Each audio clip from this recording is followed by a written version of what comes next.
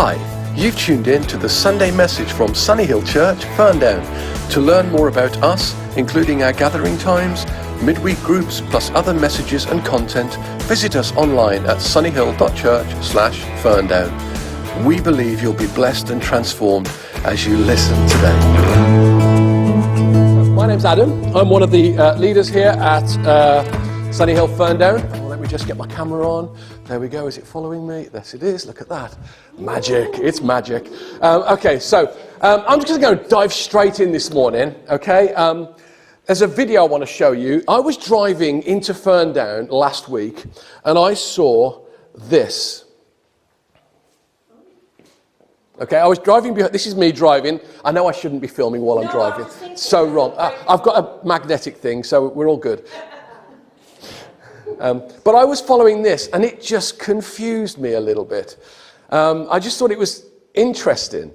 Like, it's got these metal trumpet things kind of sticking out, and we stopped at this point, so I'm zooming in. It's hovering above the bed of the truck, and like there's different sized things sticking. Anybody know what this is?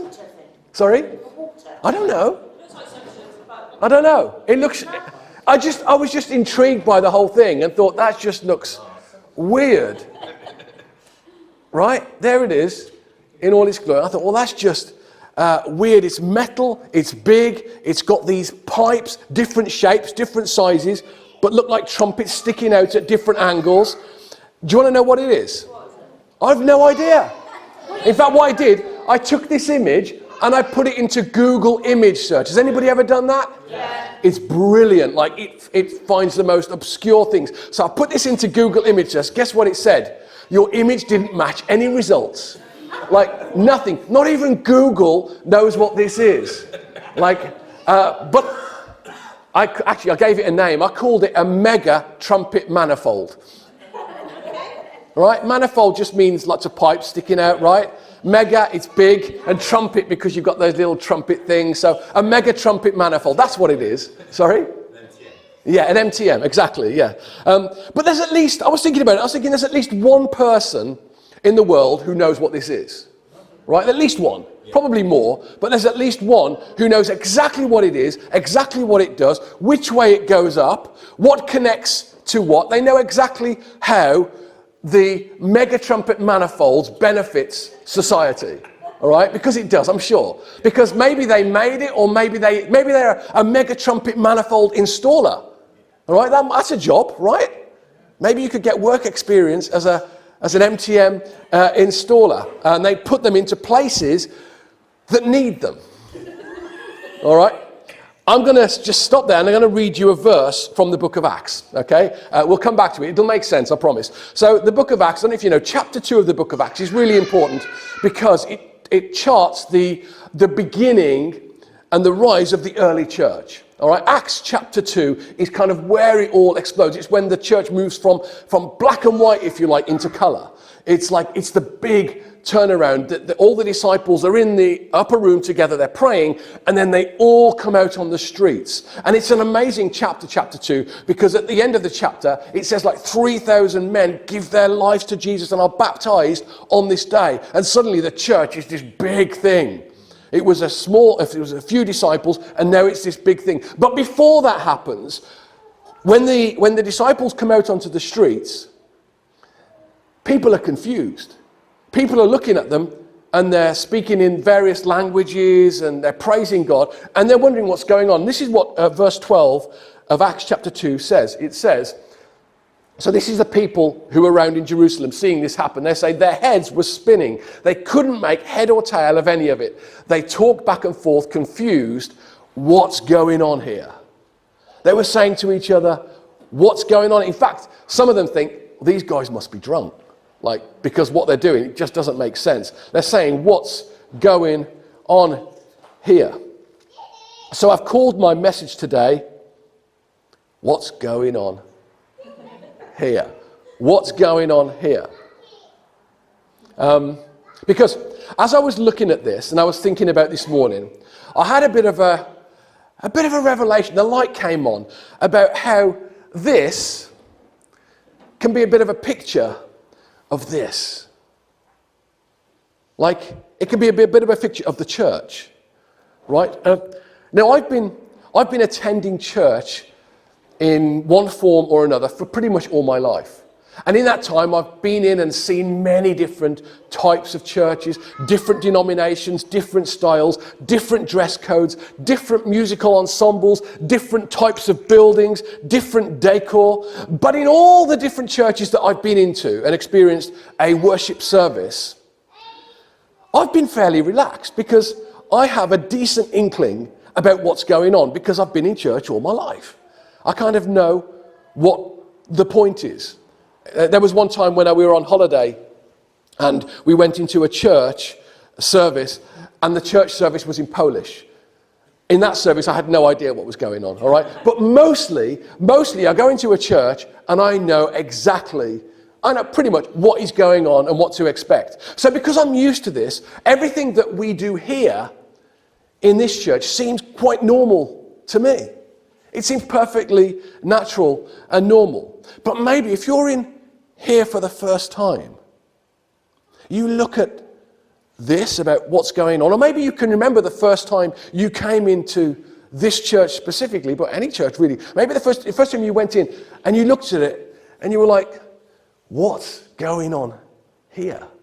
Like, what is this? There's pipes, trumpet-shaped pipes sticking out all over the place. It's a strange shape. What are they doing? Maybe you were a bit baffled, singing songs that you didn't know. People kind of jumping. There were some fast songs, some slow songs, some raising of hands, some standing up, some sitting down, some standing up again. Greeting strangers. Some people were hugging each other. Hugging, who does that, right? Hugging. Some people shaking hands. The whole countdown thing at the beginning. Somebody now here standing at the front, talking at you for 2.5 hours. Like, what is going on? I'm only kidding. I'm not doing that, okay? All right, just what is this? What is going on here? What is this thing, the church? And so I thought I'd take a few minutes and talk about what this is, about what's going on here. Now, most of us, I guess, if you have an idea of a church, you have this picture of an ancient stone, cold building, maybe with a pointed spire or with a bell tower, hard floors, hard seats, a large stained glass windows, maybe a crucifix, probably an altar of some sort. And if that's your picture of a church building, that's absolutely fine. There are church buildings like that, and you can go and worship there. But in reality, the word church is actually a bad translation of the word found in the New Testament of the Bible. All right, so Jesus himself, you've probably heard of Jesus, he said things like, I will build my church. And whenever the word church is mentioned in the New Testament, it's this word, it's the Greek word ecclesia, or ecclesia, or ecclesia. All right, that's the Greek word. Now, an ecclesia in ancient Greek times, it was literally meant a gathering of people, an assembly of people, sometimes for political purposes, sometimes for religious purposes, but in all intents and purposes, it was just a group or a gathering of people. So when Jesus said, I will build my church, actually what he's saying is, I will kind of call together and build a gathering of people, a group of people. So ecclesia is the people, it's not the building. So Jesus said, I'm going to gather a group of people, and then he's going to grow, and he's going to grow, and he's going to grow, and he's going to spread out from here. It's going to start here in Jerusalem. It's going to move out to Judea, to Samaria, and then it's going to go to the ends of the earth. That was his statement. That's what he said. And that was his intention. And we can look around and see if that's what happened. And we can see, actually, that is exactly what happened. If you carry on reading through the book of Acts, you start to see that process take place. Now, this morning, kind of 1/3 of the population of the whole world considers themselves to be a follower of Jesus. Well, that's grown, right? From a handful of people in a room to 2.4 billion people who would now associate themselves with Jesus as a Jesus follower. That is the church that Jesus said he was building and that he continues to build. So the early church, I've got to say, it looks strange too. Like you said, what is this? They were confused. In the book of Acts, we read about the beginning of the church, and from the view of the community around them, they were looking at them, and it says they did some weird things. It says they met together all the time. It says they devoted themselves to the apostles' teaching. It said they ate together all the time. It says they shared all their things with one another. There was no needy person among them. And the community looked at them and went, well, that's weird. Like what they're doing, we've never seen anything like that. But they saw it was strange and they said, actually, I would like to be a part of that. It looks strange, but actually it looks good. These guys look like they've caught on to something. So what is this thing? Can I be a part of it? Is what they said. And it grew. And people wanted to be a part of it. And it's pretty incredible to think that this movement started by a rabbi, a wandering rabbi with a handful of disciples, a rabbi who claimed to be not just a rabbi, not just a prophet, not just a good man. He claimed to be God. Like it sounds crazy. What, somebody claiming to be God? How on earth is that going to take off? And then this man, he was arrested. He was put to death by his own people. And then his disciples, who were mostly uneducated laborers and fishermen, they started to take this message. They started to talk about Jesus as if he was alive again. And they took this message into all the places around the world. And in fact, a lot of them gave their lives because of it. And they would defy the might of Rome, the greatest empire the world has ever seen. But they would plant the seeds of the greatest movement that the world has ever seen. And I don't use that kind of phrase lightly. Like, we are part of the greatest movement the world has ever seen. And let me give you some statistics about this church that Jesus built. So I've already said, it's the largest movement in the world. Kind of 2.4 billion people would consider themselves part of it. It's spread to every single continent. Every continent in the world. And it's particularly, right now, it's growing fast in Asia and in South America and in Africa. Like, it's a big growing thing. The Bible that we read, it's the most read and most widely distributed and translated book in history, bar none, by a long, long way. It's been translated into over 3,500 languages. Nothing comes close to the Bible. Let me tell you how the church has shaped civilization. Did you know the church pioneered the education system as we know it today? Like, there are the modern kind of universities, the top universities, Harvard, Oxford, Cambridge, they all started as Christian institutions. Like Sunday school was something started by the church to provide education to poor people who wouldn't go to school. Like, they've transformed our education system. Healthcare. Did you know that church is responsible for hospitals? Like this concept that we have of a place you can go to get healing?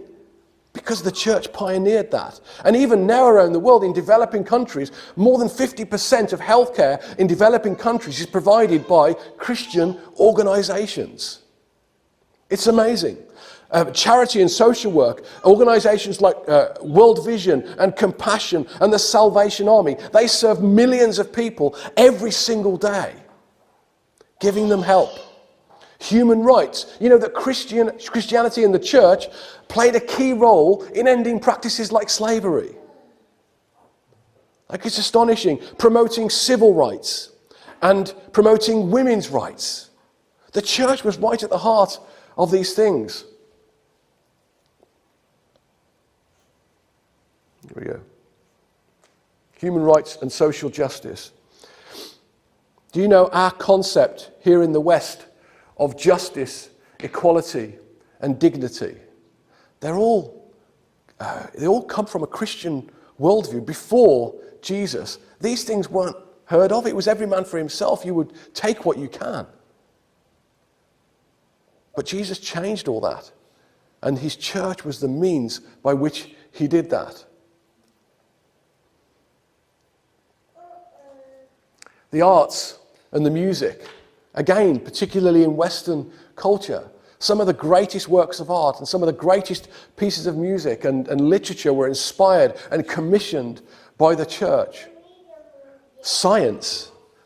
Okay, science. You may think actually religion and science, they don't go together. Let me tell you, they always did. So many of the great scientists, Newton and Pascal and Kepler, they were all devout Christians who saw science as a way of explaining God's creation. Our understanding of science now was pioneered by the early church. The church is a source of life and hope. You know, studies show that regular church attendance correlates with higher life satisfaction, lower depression rates, and a stronger sense of community. Fru and Fabiano have both talked about family, because that's what the Bible says is that this is. It's a body and it's a family. We are a family of people who support one another, and we've seen that in reality just this morning. A couple of more things. Let me tell you some studies. You're going to like these studies. So a study in Harvard in 2016. The title of the study was Churchgoers Live Longer. All right, that's what they called it. So this was a secular institution, did a study, 75,000 people they studied over 20 years. And this is what they found. They found that those who attended church services at least once a week had a 33% lower risk of dying during the study period compared to non-attenders. Regular churchgoers had lower rates of depression, suicide, and cardiovascular disease. Incredible. Another study. One more, and then we're going to move on. Vanderbilt University did a study called Church Attendance and Longevity.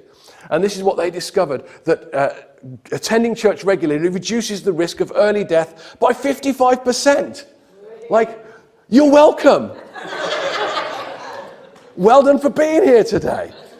You've just added 5 years to your life. Probably not. All right. The American Journal of Epidemiology, 2017, regular church participation made a 20% reduction in overall mortality risk. I don't quite know how that works, because we all die, but maybe it's over a period of time, 20% less. Conclusion. Attending church is not just good for the soul. It's good for the body as well. Now, maybe you're sat there and you're feeling a bit hesitant about kind of all these statistics. It's all true. You can go and look it up for yourself. You can go onto Google and you can type in kind of the benefits of church, attending church, and it will come up with all these studies.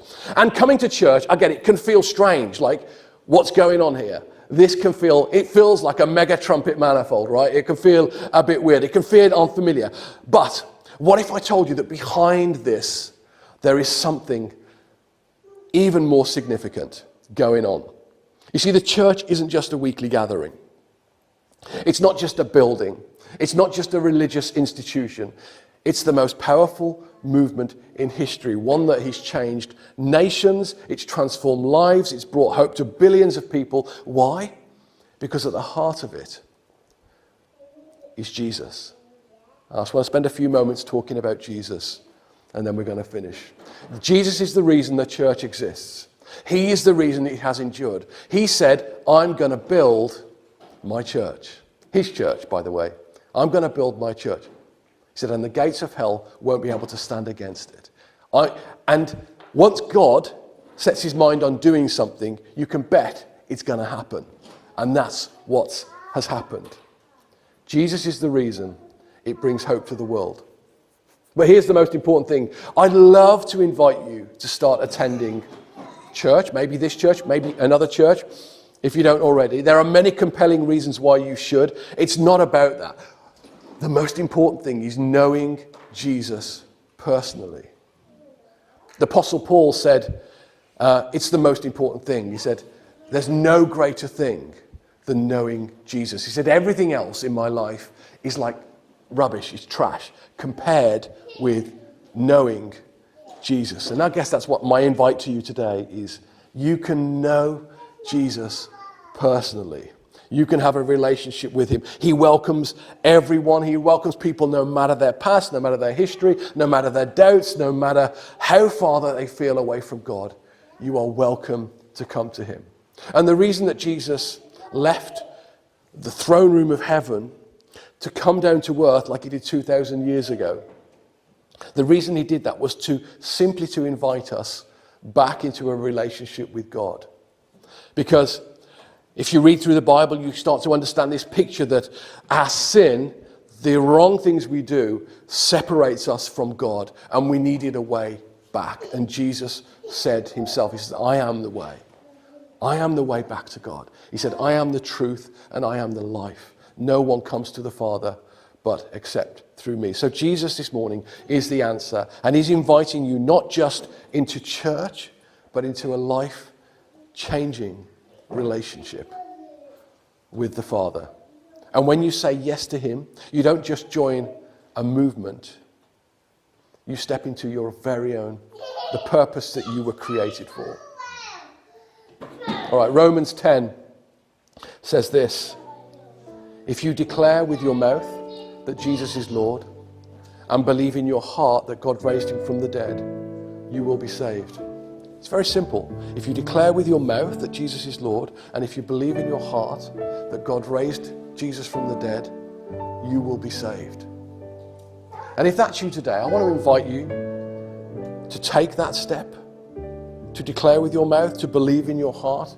You don't have to have it all figured out. You haven't got to have all the answers. You just come as you are, with your questions, with your doubts, with your thoughts, with your feelings, and you say, I just want to make that step and start the journey towards that relationship with God.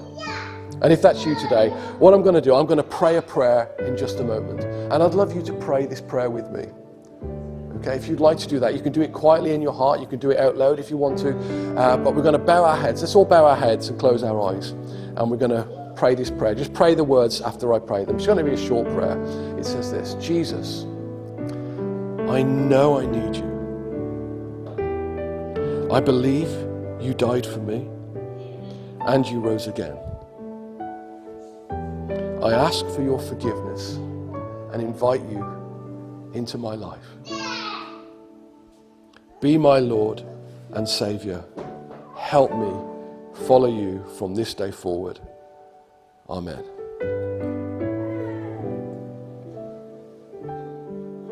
If you have prayed that prayer this morning, then we want to celebrate with you. We want to encourage you. We want to help you to walk this journey. We welcome you into this family, and that's why the church exists. We're here to walk this with you and help you grow in this new life. So if you have prayed that prayer and you've meant that sincerely, then at the end of the service, I'm just going to be standing here. Just come and find me, and I'd love to talk to you about what that means. And start this journey with you together. Okay, I'm done. There are a couple of things I want to draw your attention to before we finish this morning. If you've got questions, if you can, I'm interested in what you're saying, Adam, but I'm not there yet. I'm not at the point of deciding. Then, again, we can help you with that. We have something called an Alpha course, which is starting this coming Friday. That's going to be at our house. And there's another one that's going to be running on Mondays at a different time. So if you can't make Friday, we have one on Monday as well. But we would invite you to come to an Alpha course. Alpha course, if you don't know what it is great. It's a place where you can come with your questions, come with your doubts. We explore things like, is there more to life than this? Who is Jesus? Why did Jesus die? How and why do I read the Bible? Why and how do I pray? How can I have faith? It's kind of basic, fundamental questions of life, and we explore them together. We watch a little video, and then we explore them together, and you can ask your questions, and it's kind of very unthreatening. And we usually have cake as well, so that's always good. And the second thing I want to draw your attention to is from next week we're starting a brand new series. And it's a series called On Purpose, okay? And I've already said this morning that when you enter into that relationship with Jesus, what you do is you start to discover your own purpose. And that's what this series leading up to Easter is going to be about. We're going to be talking about, what is my purpose in Jesus? What has he put me on this earth to do? So over the coming weeks, join us as we do this. We've got great teachers and preachers in this house who will be unpacking this idea over the next few weeks. On Purpose, God's great plan for your life. That sound good? Yay! Yay, it's going to be good. I'm glad you're there, Eric.